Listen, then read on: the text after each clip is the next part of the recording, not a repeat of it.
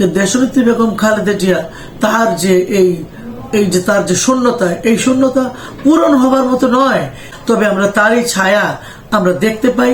তিনি তার পিতা এবং মাতার যে চারিত্রিক বৈশিষ্ট্য, দৃঢ় মনোবল, সেই বিষয়গুলি আমাদের জনাব তারেক রহমানের মধ্যে রয়েছে এবং আমরা এখন পর্যন্ত দেখেছি তিনিও গণতন্ত্রের জন্য এবং দেশের জনগণের জন্য কাজ করে যাচ্ছেন। আমি Arifa jasmine, advocate, Bangladesh supreme court, সদস্য জাতীয় নির্বাহী কমিটি বিএনপি, সাংগঠনিক সম্পাদক মহিলা দল কেন্দ্রীয় কমিটি।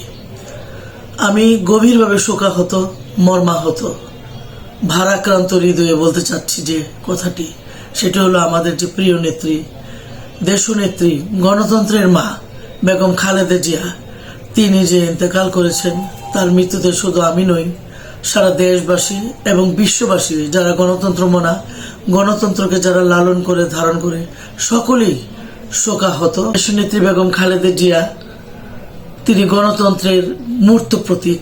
তিনি জানেন, সারা দেশবাসী জানে যে গণতন্ত্রের জন্য তার যে আত্মাহুতি, তার যে ত্যাগ, তার যে তিতিক্ষা, সেটা এর আগে আমরা 100 বছরের মধ্যে এরকম দেখিনি যে গণতন্ত্রের জন্য এত ত্যাগ যিনি করেছেন, এত নিপীড়িত, নির্যাতিত। সেই যে তিনি জেল খেটেছেন নাজিমউদ্দিন রোডের যে পরিত্যক্ত কারাগার, সেই পরিত্যক্ত কারাগারেও তিনি কারাবরণ করেছেন শুধু গণতন্ত্রকে পুনঃপ্রতিষ্ঠার জন্য এবং জনগণের ভোটের অধিকার প্রতিষ্ঠার জন্য। দেখেছেন মিথ্যা মামলায় ফরমাইশি রায়ে তিনি কারাবরণ করেছেন। নাজিমউদ্দিন রোডের যে পরিত্যক্ত কারাগার, সেই কারাগারে আমরা জেনেছি তাকে প্রথম 3 দিন তিনি মাটিতে তিনি শুয়েছিলেন, থাকতে হয়েছে, তাকে কোনো থাকার বিছানাপত্র পর্যন্ত দেওয়া হয়। গণতন্ত্রের মা দেশনেত্রী বেগম খালেদা জিয়ার উপর এত অত্যাচার নির্যাতনের পরেও তিনি কিন্তু দেশ ছেড়ে যাননি। তিনি কি শেষ কথাটি পর্যন্ত বলেছেন যে আমি এই দেশই আমার সবকিছু, দেশের বাইরে আমার কোনো ঠিকানা নেই। তিনি এ দেশের মাটি কামড়ে পড়েছিলেন, তার উপরে শত অত্যাচার, নির্যাতন সবকিছু সয়েও শুধুমাত্র গণতন্ত্র এবং মানুষের ভোটের অধিকার, মৌলিক অধিকার প্রতিষ্ঠার জন্য জনগণকে ভালোবেসে এই জনগণের সঙ্গেই তিনি রয়ে গেছেন এবং শেষ নিঃশ্বাসটি পর্যন্ত ত্যাগ করেছেন। তাকে ভালো সুচিকিৎসা পর্যন্ত করতে দেওয়া হয়নি, তারপরেও তিনি রয়েছেন অবিচল। তার ভিতরে কোনো দেশ এবং জাতির স্বার্থে কোনো দিন তিনি আপোষ করেননি।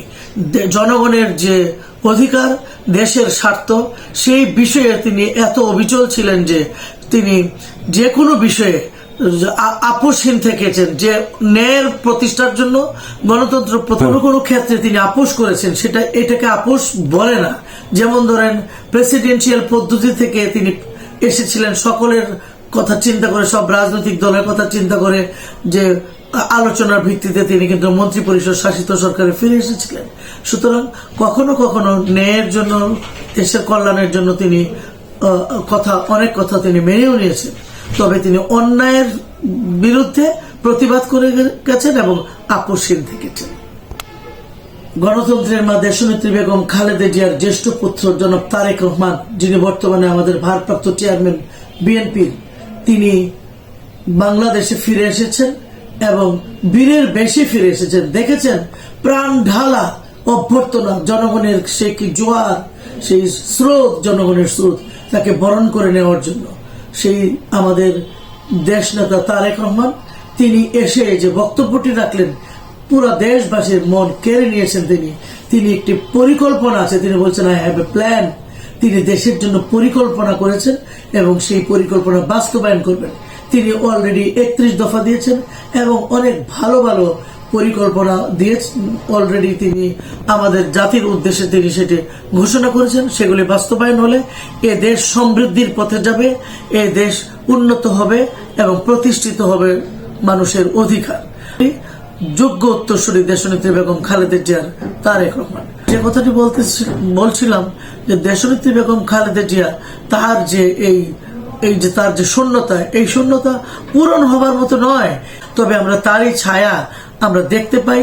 তিনি তার পিতা এবং মাতার যে চারিত্রিক বৈশিষ্ট্য, দৃঢ় মনোবল, সেই বিষয়গুলি আমাদের জনাব তারেক রহমানের মধ্যে রয়েছে এবং আমরা এখন পর্যন্ত দেখেছি তিনিও গণতন্ত্রের জন্য এবং দেশের জনগণের জন্য কাজ করে যাচ্ছেন বিএনপির ভারপ্রাপ্ত চেয়ারম্যান জনাব তারেক রহমান, তিনি এবং তার যে সৈনিক যারা আছে, আমরা যারা জাতীয়তাবাদে বিশ্বাস করি, গণতন্ত্রে বিশ্বাস করি, বেগম খালেদা জিয়ার সৈনিক আমরাও মনে করি, আশা করি যে শহীদ জিয়া এবং বেগম খালেদা জিয়ার যে ঘোষিত কর্মসূচিগুলো এবং তাদের যে আদর্শ, তাদের যে চারিত্রিক বৈশিষ্ট্য, তাদের যে পরিকল্পনা এবং স্বপ্ন, আমরা সকলেই বাস্তবায়নের জন্য দেশ নেতা তারেক রহমানের হাতকে শক্তিশালী করব এবং সহযোগিতা করব।